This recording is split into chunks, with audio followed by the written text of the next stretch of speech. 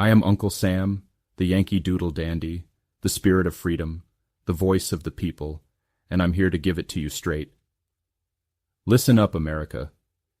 If someone was cheating you, wouldn't you want a heads up?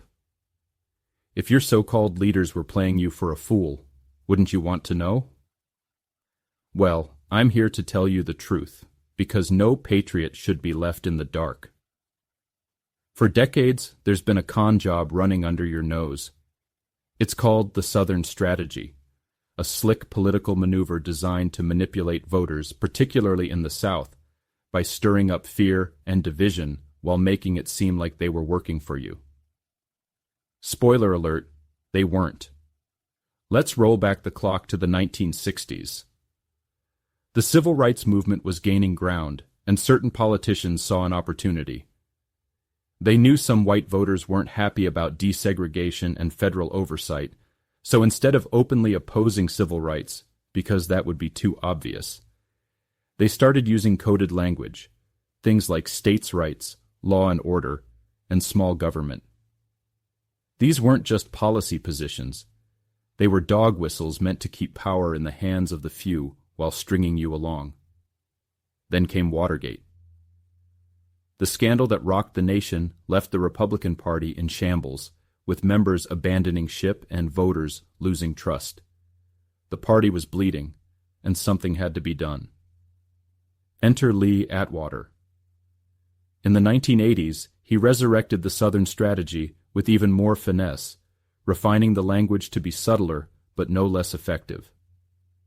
Instead of outright racism, they talked about tax cuts, welfare reform, and tough-on-crime policies, all policies that disproportionately hurt black and poor communities, while appealing to white Southern voters who had been conditioned to see government intervention as a threat.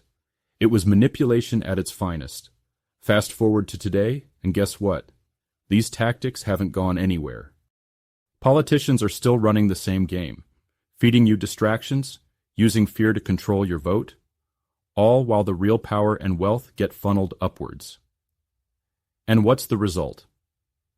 Many of the states targeted by the Southern Strategy all those years ago still struggle with high poverty rates, failing schools, and poor health care access, while the politicians they support stay wealthy and untouchable.